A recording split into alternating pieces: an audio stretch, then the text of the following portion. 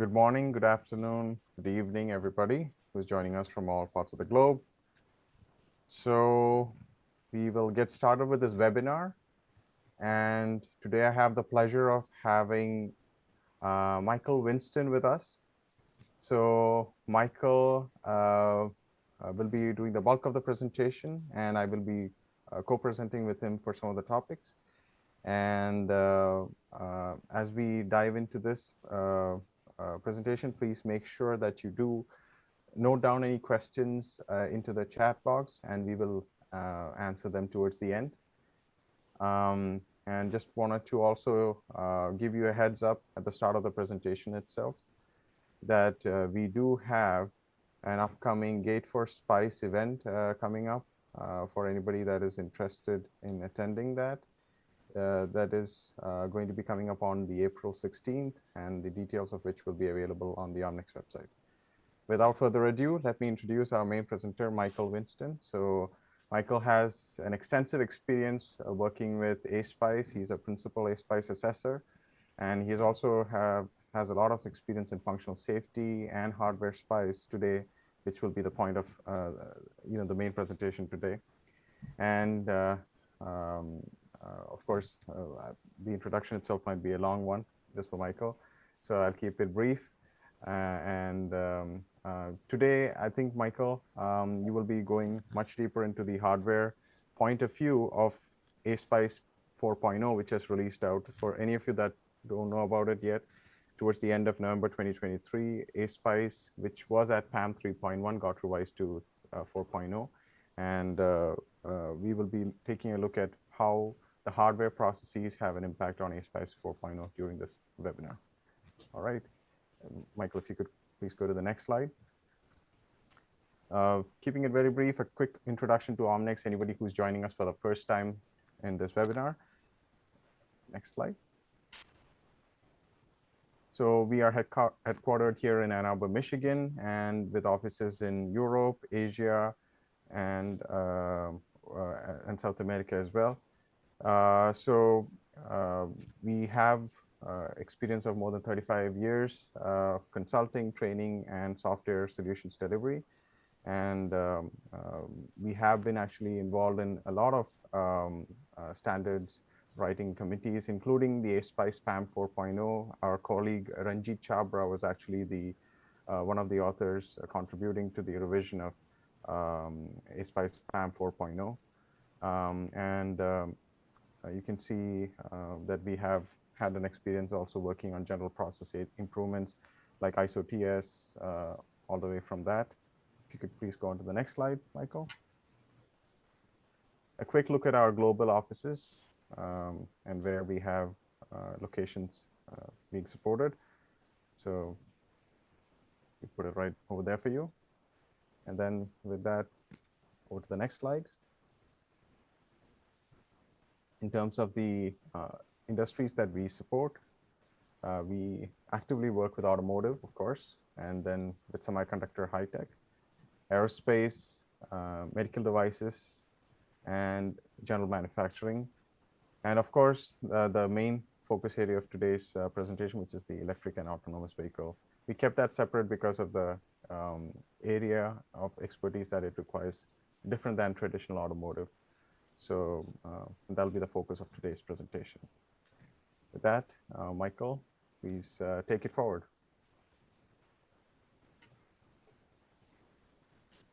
Okay, thank you, Nikhil.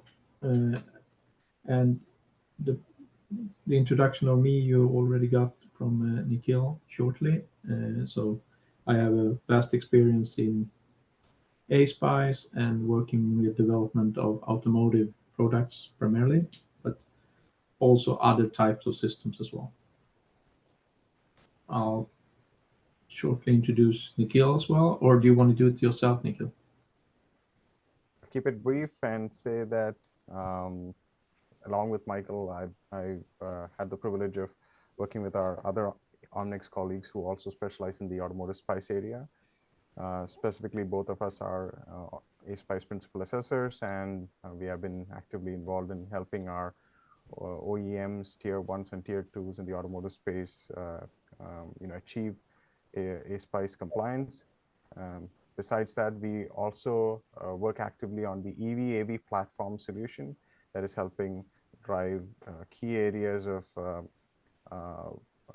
tool support that most 𝐬𝐴V developments require, which is like requirements management, program management, issue reporting and resolution, audits and assessments, and the likes of it.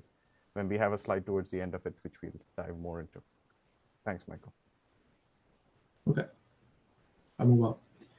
Okay, the agenda for today, we're going to start by looking a little bit on the plugin concept that was utilized in Automotive SPICE 4.0. It was introduced shortly before, but this is where it goes in full strength. Then I'll move over to the HWE processes, to the hardware engineering process group. After that, I will check a little bit into what changes have been made into other engineering processes when the HWE was introduced. And then looking at the processes that are non-engineering that were also affected by HWE. And finally, a little bit of conclusion, summary, and after that, we will be able to answer some of the questions that has come in through the chat during the webinar. So I'll dig into the first one, or jump into the first one. So the plugin concept in Automotive SPICE is something that is set up so that you can make it more flexible. And the idea behind setting this up was that it should be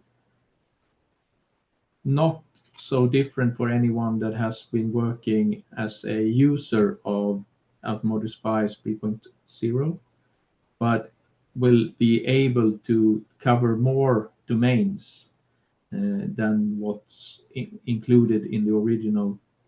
Especially 3.0, you only had software and sys, but now we're introducing more, and then it could be sys normally is default there and is on top, and then you can add from the other ones: software, hardware, security, machine learning, mechanical, or other. You could pick some processes from Agile or whatever is suitable for your setup.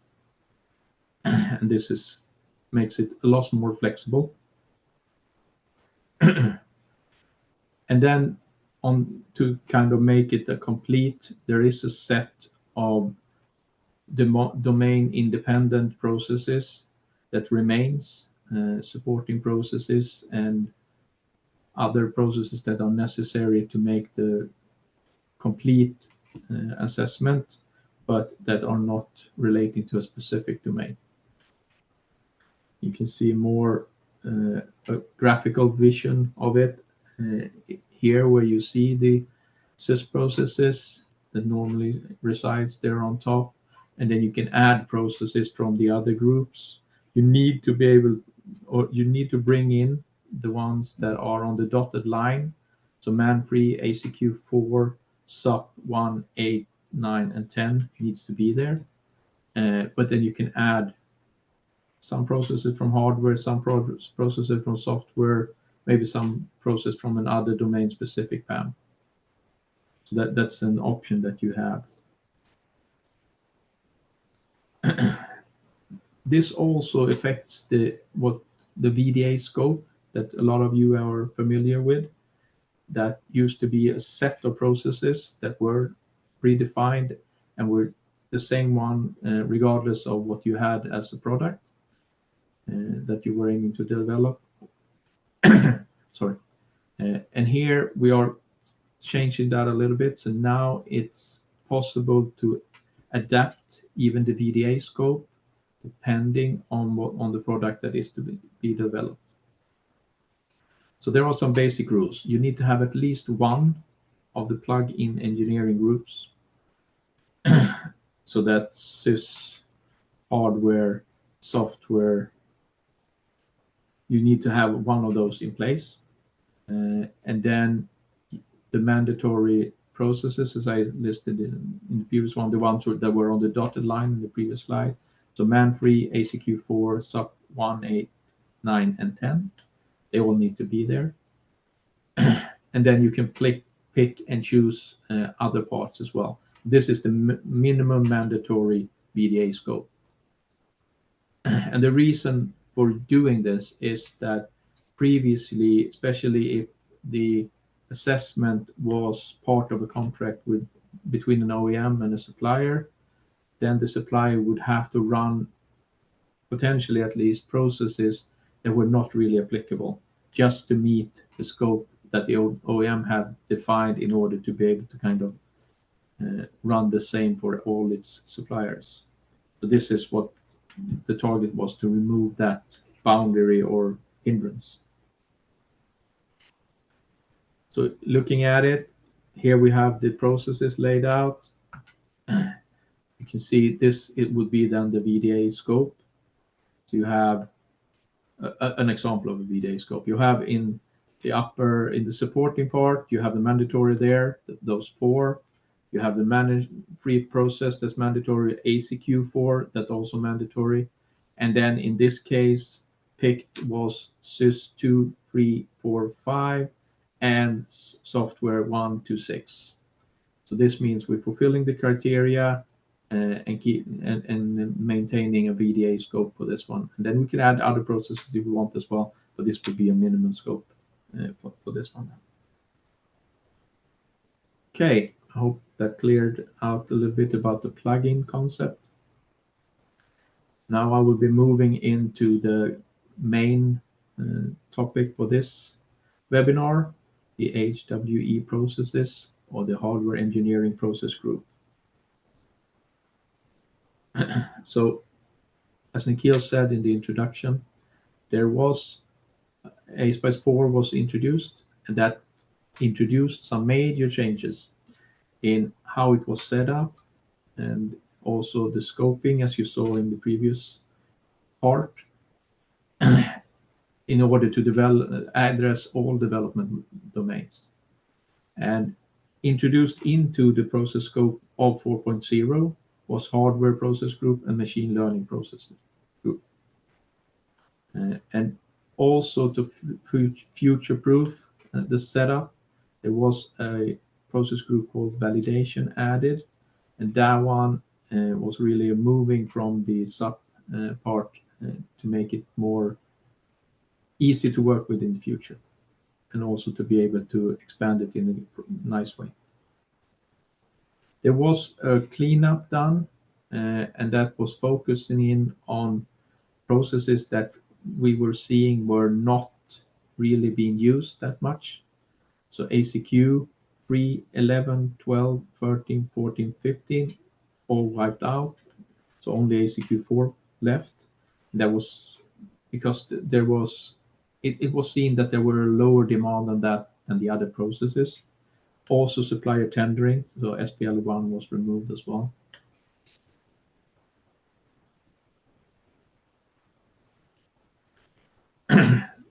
So what we can see is we can look at the processes that we have laid out here, and I want to focus in on a few of them. Then you see the validation process group up in the right center middle. That's a new addition. You also have the machine learning parts with the blue box around them. So you have 4 processes in the machine learning engineering process group. And then you have an additional supporting process, machine learning data management as well. And then you have the focus for today, hardware engineering process group, which added 4 processes and was introduced as one of the engineering domains.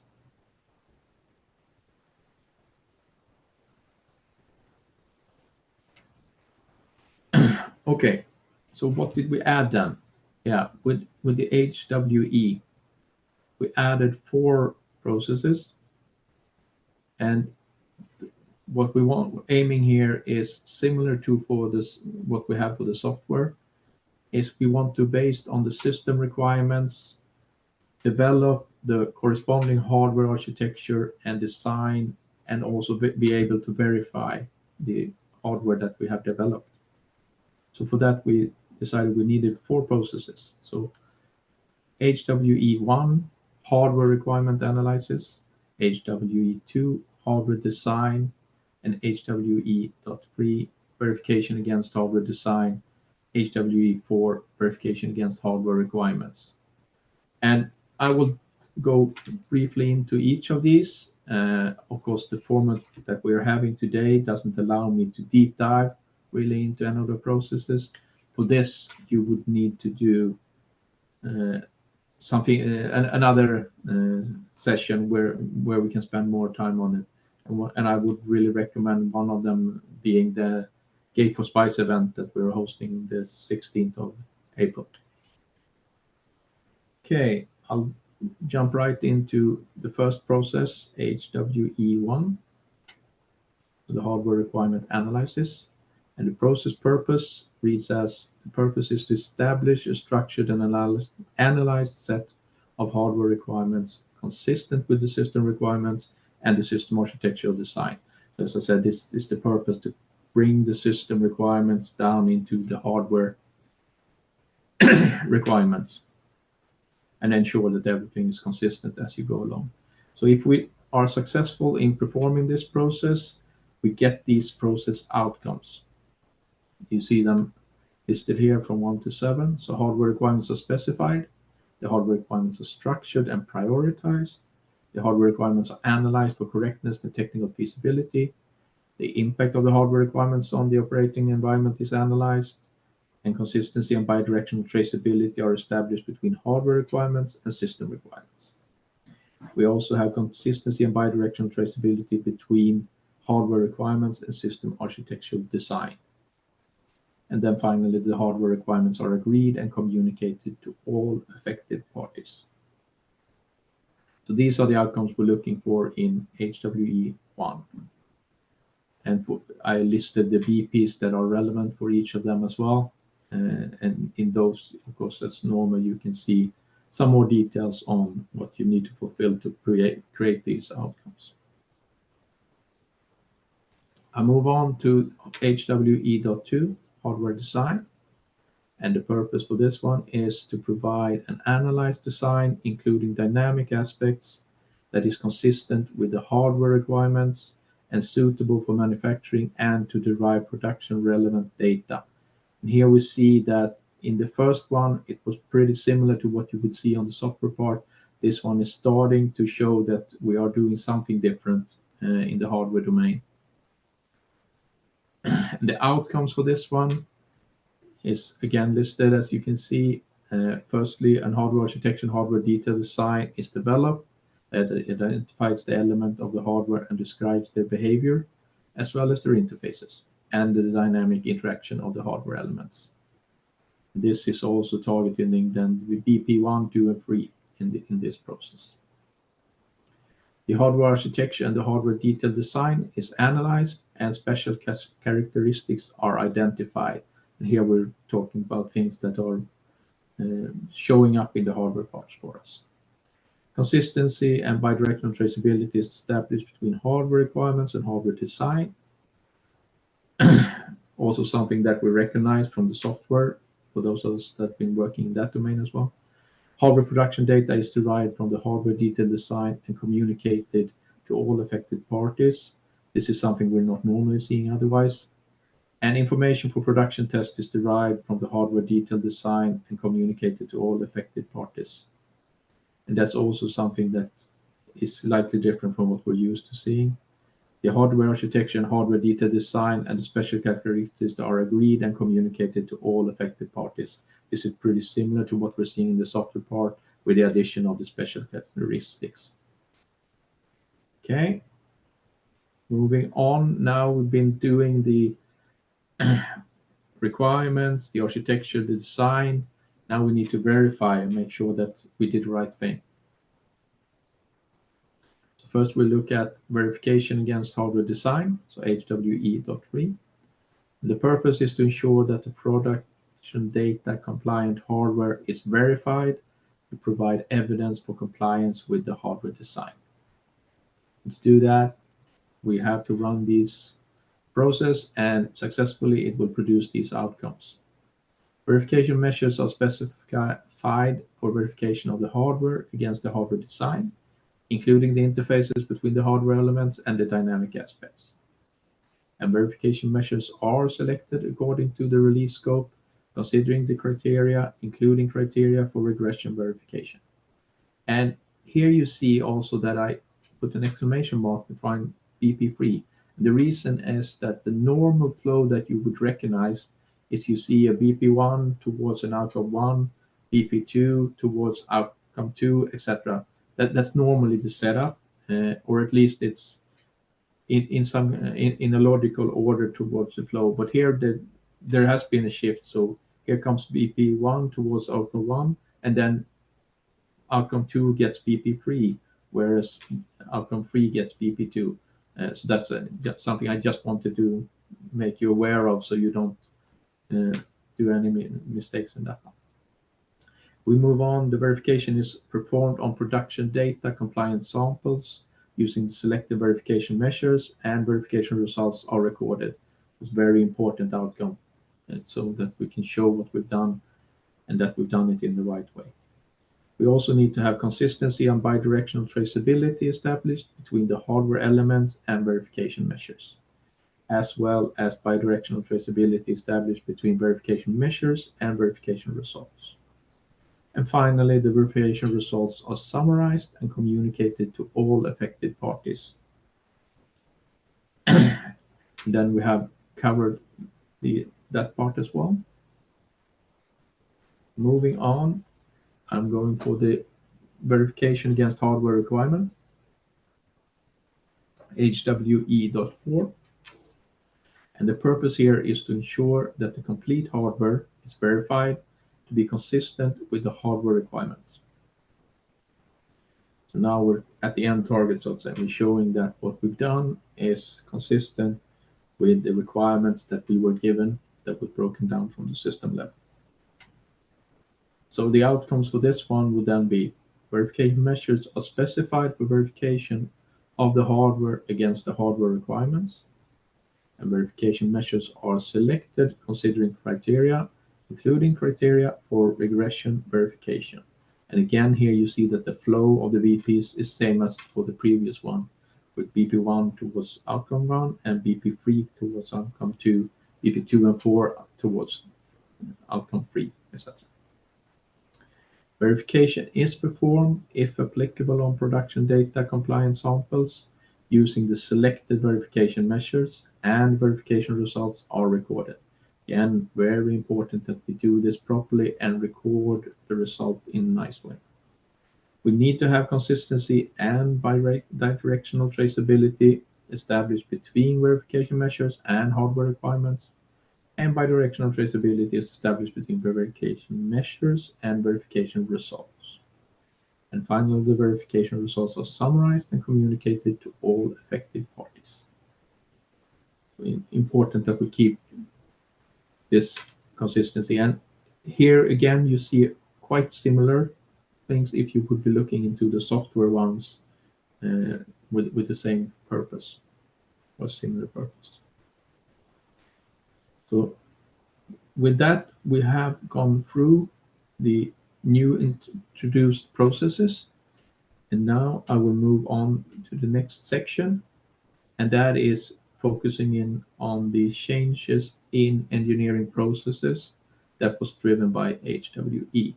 So these are what changes were proposed by the HWE community and what actually made it into 4.0 version of ASPICE. And again, here the format here only allows me to take a few examples, and that's why I focused on specifically this one. For more details, either you come to me directly, or you can join into the 𝐭𝐸4 event, or you can have some other type of training or instruction by someone knowledgeable in the area. Okay, let's go for some examples here. One of them is a change request is towards SUS free BP3. So the change requests you will see on the left part of the screen. In this case, there were a request to add two nodes, node X and node Y. They are, X is looking a little bit to the interfaces, and Y the definition of the interfaces, so how the interfaces are defined. And the result was that they didn't make it, these nodes. The interfaces were actually moved from BP3 into BP1. And for that one, in the version 4.0, there is no nodes for that. So we didn't really see any change based on this request.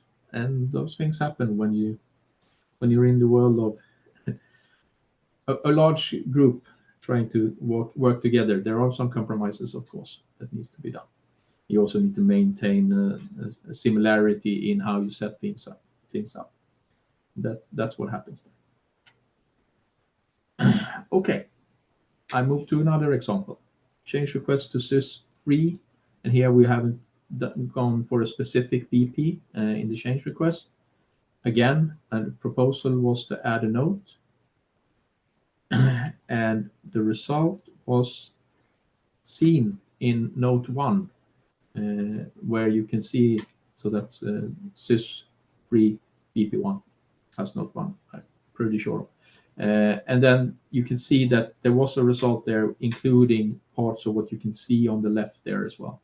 So it says now examples of interaction of system elements are timing diagrams reflecting inertia of mechanical components, processing time of ECUs, and signal propagation times of bus systems. So rather similar to what you're seeing on the left side. So there I see this as a accepted and implemented change into the 4.0 version. Then I move to a new example, change request to sys3, and this is BP5 in this case. Again, a node that was proposed to be added, and the result, you can see here again that it was successfully added into node 4.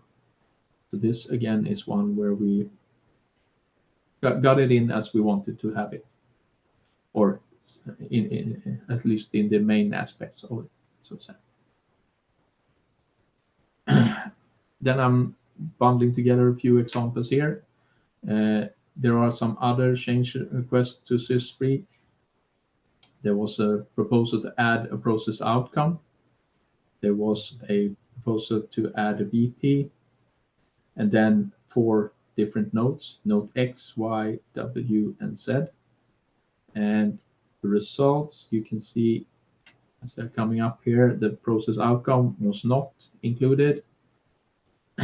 The node 4 includes some parts of what you're seeing in the BP, so it became part of a node. And for node X, again, some parts of it is included in node 5. Node 4 and node 5 we could see in previous slides, or you can read them in the standard as well. But not all of it made it here.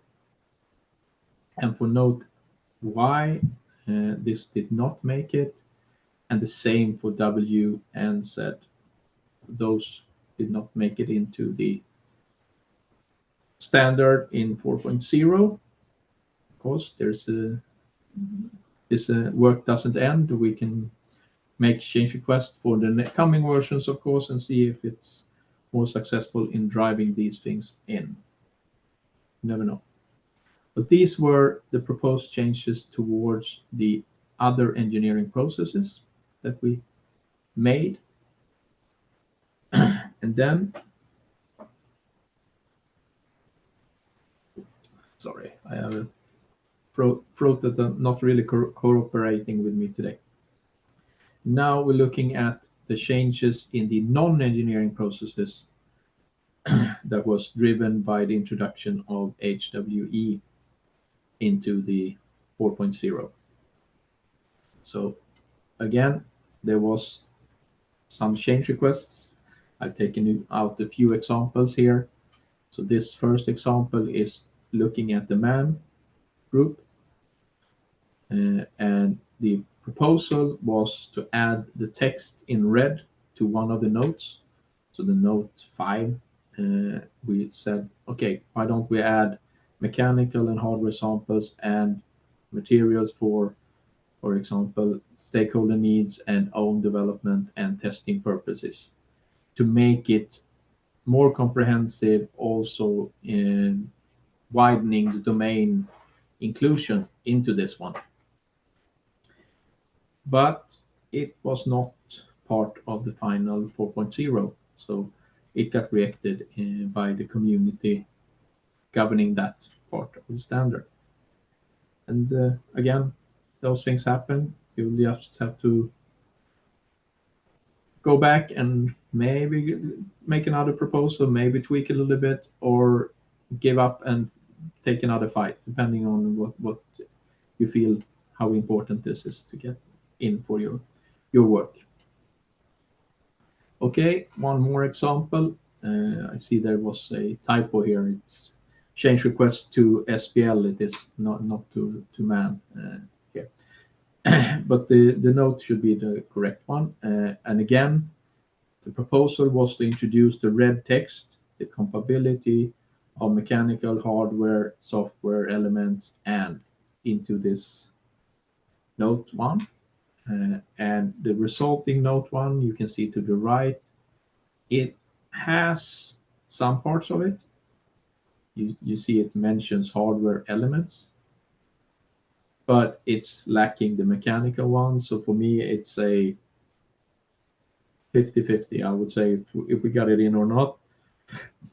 There was a positive influence based on the change request, but it didn't quite lead to what we were hoping, I would say. Okay, so that were my examples for the non-engineering processes. And then we will go into the final section of my presentation, which is the conclusions part. So here we can see the conclusions as they are laid out. Firstly, as Nikhil mentioned, the Automotive SPICE 4.0 was released in the end of November last year. And with that, there were some major changes in the structure and in the underlying setup. And one of the changes, and the one we're targeting here, is of course the HWE introduction. But also, as I started with describing, there was the plugin concept that has previously been launched was utilized in the full scope in 4.0. And with that, of course, there was a need also to adapt the assessment scope and VDA scope, how you set those up.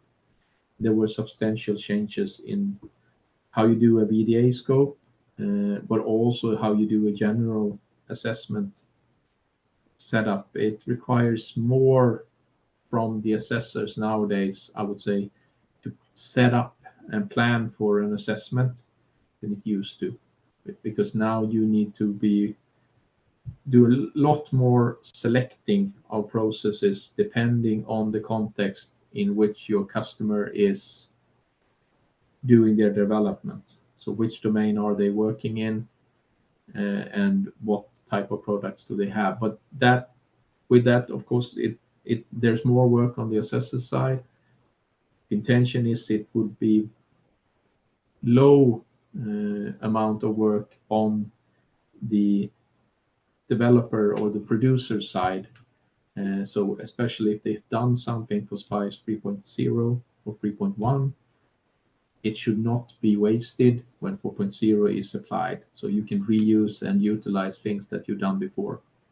Changes are not intending to shake that up, so to say. It's focusing, and the aim has been that the big changes will be on the assessor side. Of course, this is also impacting how all the assessors are certified, etc. So there's a lot of things on the assessor side that was affected.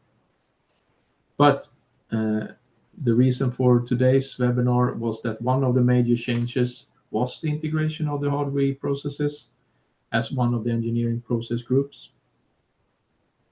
And as you saw, I went through the proposed changes, and there was a large number of proposed changes from the HWE community that did not make it into 4.0. So, as I also previously mentioned, the work to make it more hardware adapted is still ongoing. And if anyone out there feel that you can contribute in that, the community is very open and really want you to help in and join into the work, because the more of us that are pulling in the same direction, the bigger the likelihood that we're actually getting what we want into the next version of the Automotive SPICE. And Okay. now it might sound that I feel that HWE doesn't fit or something, but quite the opposite. And that's the reason why I also bolded this one, is that HWE is well integrated, and from the HWE processes, there's a lot of reference to the other process groups.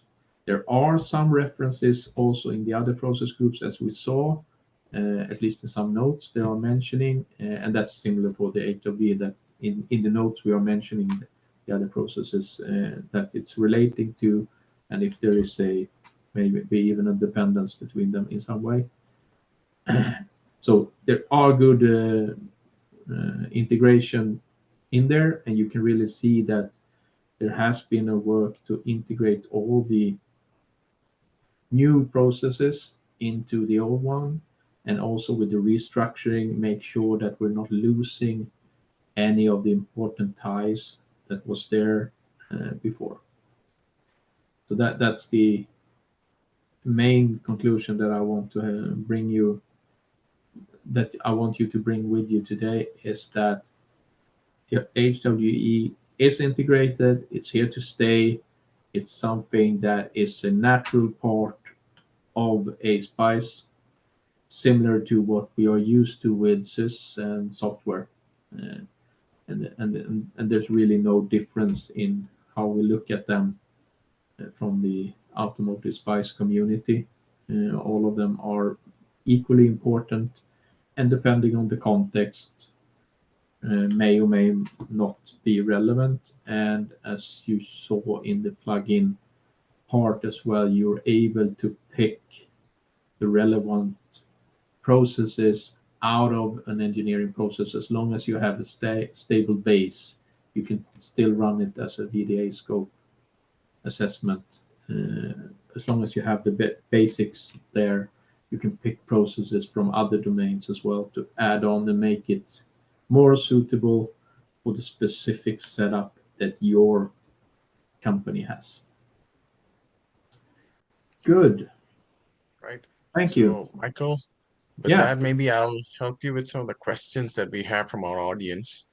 Thanks. And wonderful presentation, by the way. You took a deep dive into it.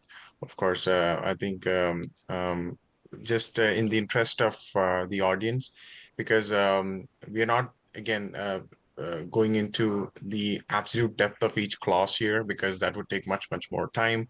This is meant to give you an overview of the key changes as it relates to the hardware group set of processes from going into ASPICE PAM 4.0, because PAM 3.1 did not have it. Which brings me to my first question, Michael. With PAM 3.1, there was an extension available for hardware SPICE that used to exist as almost like a separate framework. And for any organization that was following the old hardware SPICE, how is that change going to be as you're going towards the PAM 4.0? Is it an easy shift, or is that a lot of effort? What are your thoughts on that?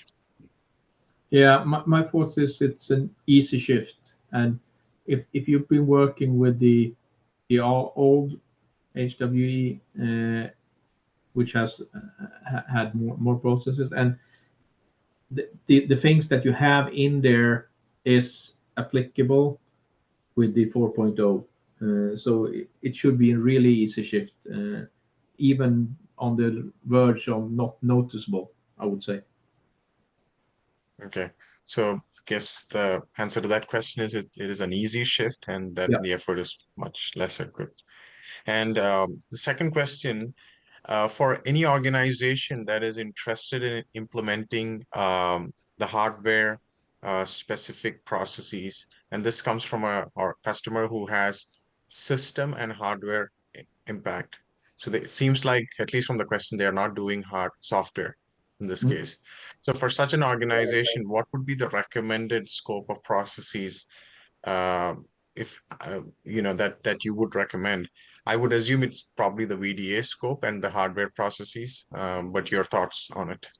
Yeah, precisely. I would pick the VDA scope, so the mandatory non-domain specific processes from the VDA scope.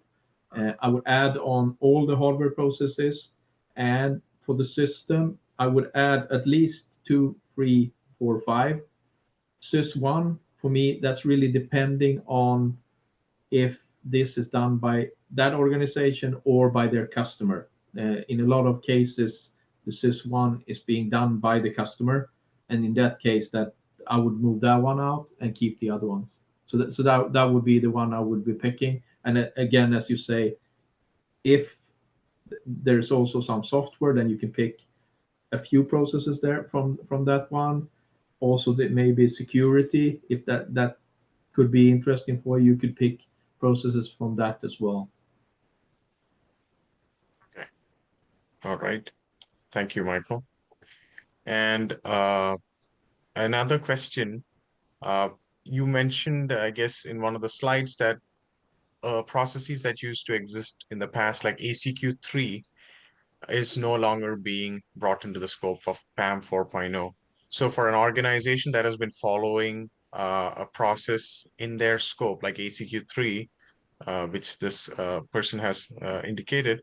So the question is, how do they carry this forward going into ASPICE PAM 4.0? Because ACQ3 is no longer available in 4.0. Yeah, and I can go back to that slide. This is something that's, I think, is we're going to see a lot of this, because even as we were saying, I should go further.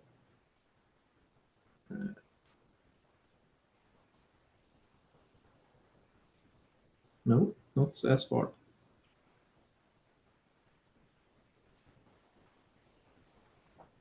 Where did I have the one where I said we cut the processes? Here. So you, as I was saying here, there was a cleanup on low utilized processes, but low utilized doesn't mean no one was using them. There were organizations, especially organizations maybe that has a very heavy leaning towards suppliers doing a lot of the engineering, and maybe they're more bundling these things together, integrating them for the customers. Then you would be using these. And I think in this example, it was ACQ3, so contract agreement. Of course, there still needs to be a contract, and you still need to be looking at it. But there will be a problem here, because you wouldn't be going for an assessment with ASPICE towards this process, meaning there is a risk that the organization will not put as high focus into maintaining and keeping this part of the process up to date, up to speed, up in quality. So this is a risk I'm seeing, and the best way to prevent this is that what you will be seeing is that if you're having safety impacts in your products, you will be asked for these things by the safety assessor in the end. So you still need to maintain them for that purpose. So that's the only answer I can give. But I agree with the whoever put that question in, that this is a risk for me that I see as well. And the reason why this was necessary was because the intention was to be able to keep the similar setup when it comes to number of days needed for an assessment or time spent for an assessment, to not increase that too much. There was a need to reduce with some processes in order to fit the new additions in, so to say. But there's a risks when you do this. I definitely agree. Thank you, Michael. Okay. And another question, this is a question from one of the attendees. Can you give us examples of hardware 3 test cases or physical tests? This would mean the process verification against hardware design. So Michael, if you wanted to field that question, so they wanted examples of. Could you say it again? Sorry. Yeah, maybe I can fill into this. I think the question is from Hassan Shabir on this. Hassan, the test cases specifically, of course, would be product specific, like what type of product are you trying to verify in this case, right? So in this case, we're talking about verification against hardware design. So maybe the question is what types of information you should include into a test case. I'm not sure if that's the question, but essentially you're going to be doing it at the design level. So you're not going against all the way to the validation, because that comes much later. We have a separate process to do validation. So you're still talking about verifying against the design. So I have a specific hardware design. You're going to be verifying against that. I'm not sure if you could add more context to it. We can try giving more details, but yeah, I think in order to give a good answer on, because what he's asking for examples, and in that case, I really need a lot more context to be able to understand what type of example would be the right one to go for. But as you say, Nikhil, I agree. I mean, what you're getting from SPICE is you get what you need to do around setting these up. One thing is that you need to define what should be part of your test case.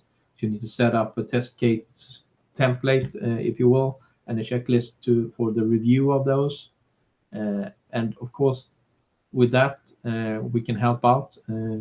But I would need more context. But maybe if he could take a side discussion with either me or Nikhil or both of us, we can for sure clear this out. Yeah, absolutely. All right. The next question, verification to be performed against production intended parts or samples. Does this mean intermediate samples like B or C, which I think is B sample, C sample, are not accepted by assessor? It's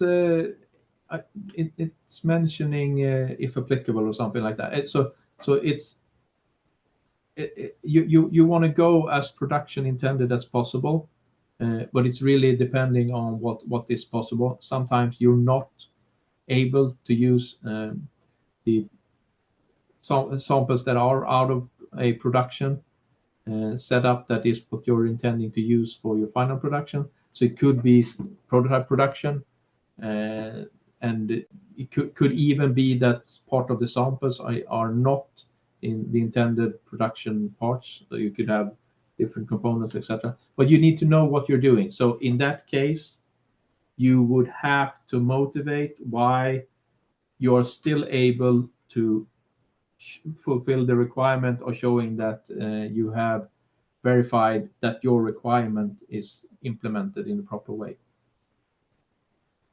Adding on to Michael's point, I think it's also a scoping question, right? Working with the sponsor of the assessment in this case, you are intending to qualify what releases will be planned for the specific assessment. And also if you have a specific hardware version, and also if you're coupling it with software, what software version goes along with that. because you may do it as a combined assessment. And naturally, the number of iterations that hardware goes through in a program is much less compared to the iterations that software does. So uh, again, it depends on how much volume of changes. So I think in some cases, if you're going to be reusing certain hardware from a previous program going into the next program, you could get away with some qualification of it. But again, it's all scoping, context specific. I think all of this has got to do with. Yeah. I think we'll field one more question. One of the introductory slides talked about mandatory VDA scope, and a note in the slide deck talks about being a requirement from the OEM. What if the subject under the assessment is an OEM? Can you elaborate more on that slide? So I didn't get it. Come again. Can we determine which slide it is first? I think it is slide number 11. I think it's slide number 11, and on that you have the red box that says is a requirement from the OEM. So I think the question is, what if the assessment is being performed by the OEM? Aha. Okay. So if we have an assessment on an OEM, so to say. Oh, on an OEM. Yes, sorry. Or Yes. do you mean by an OEM? On subject under the assessment is an OEM. So the OEM is being subjected to the assessment. Okay. Then I think I understand the question. Yeah. In that case, normally when I've been working with OEMs and doing exactly that we've been running assessments on the OEM, what we're doing is that in most of the cases, we're saying that the setup or the assessment scope should be similar to what we have if the development would be done by a tier one or a supplier. So we would be using the same setup and make the same selections as we would if it were developed out-house instead of in-house, so to say. Now, this is the case where the OEM is doing development. If the OEM, or at least the part that we're looking at right now, is not a development part, but something else, then we need to be selecting specific processes for that. And in that case, we can even have no engineering processes in there. Normally, at least like SYS1 would be there anyway, but I had cases where there has been no engineering processes at all. In that case, we wouldn't be able to claim a VDA scope for that. But the VDA scope, being able to claim that normally is mostly important when it's mandated by a contract that you are receiving as a tier one from an OEM. So that's why I had this in here as well. Okay. I'm not sure if I cleared anything out there, but I hope so. And again, we can always have more detailed discussions offline, of course. So contact me or Nikhil, and we can. Yes. I think one last question we have is, does hardware architecture come in hardware design? HWE2, I think it's a pretty straightforward one. Hardware architecture. Sorry, I come again. I think the question is, does hardware architecture fall into the hardware 2 process, or is it in some other process area? Okay, yeah, the answer is yes. Yeah. Okay. All right. And with that, maybe I think we'll just go on to the next couple of slides, Michael. So I think we'll end the question Q&A session here. Yeah. Skip forward to slide number 35, I think it's 36. 36 even. Wasn't it? Yes. So just wanted to mention to the audience that we do have the Omnex EVAV platform. The Omnex EVAV platform, if you click the next button, Michael, there's also going to be a call out. So it performs a bunch of different software functionalities, such as helping you build your bill of materials, V model structure, and take down your requirements all the way from the stakeholder requirements to the system level, software level, hardware level requirements, and through the V model, and build test cases and perform testing on it. So also performing timing, plan management, such as overall program management, or lower level like project level timeline management, or tasks and activity management, project teams and competencies, and then also configurations at the system level, documents management. So this is a really powerful and capable tool that can help you with a lot of different functionalities all in one single space. This, again, we won't be going to the details of it, but if you are interested to learn more about it, feel free to visit our website, and then you'll be able to get more details about it and even schedule a demo. If you could hit the next button, Michael. So in terms of the customers that do use our software, they use it for a bunch of different areas, like all the way from ASPICE, IETF 16949, functional safety. We're also working on some cybersecurity enhancements that's also going to be coming up pretty soon as well. With that, if you can go to the next slide, please, Michael. Yep. In terms of the areas of support that you can leverage our help, Automotive SPICE, of course, you can see as number 3. The other areas that we do offer training, consulting, and software solutions are on the other 6 levers. We call it the total 7 levers of automotive industry. You can see any of these areas. If you have any questions or need support, let us know. If you could please go on to the next slide. The next few slides showcases a set of trainings that we offer. So all the way, including training changes from PAM 3.1 to 4.0. There's also more detailed training that we offer. If any of you are interested to learn more about how to take a deeper dive into the different process areas. Today, of course, it's a short webinar. We can only cover so much there. But if you want to know more about the other process areas and how to make the transition from PAM 3.1 to 4.0, that's another opportunity you can leverage. And of course, the full course list is going to be available in our Omnex website, and you can go and look that up. And if you could skip a few slides then, Michael. I guess, yeah, this is just showing the functional safety training, sort of agile training, and then I guess we have 𝐬𝐴𝐺VDFMEA, and then of course the cybersecurity training at the end. Also, just leaving a note, we have a full day Gate for SPICE event on April 16th. Michael will be there, I will be there, our colleagues from Omnex, we all will be there, and then we are going to be taking a deep dive into the hardware SPICE topic. We also have some workshops planned as well. So it's going to be exciting. So if you're interested, please head over to our website and register for the Gate for SPICE event that is scheduled to happen on April 16th. Okay. With that, I guess we shall end the meeting on the dot.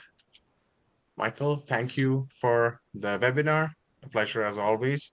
Thanks to everybody else who has joined us in this webinar. Hope you were able to get some of your questions answered and find value through the session. With that, thanks everybody.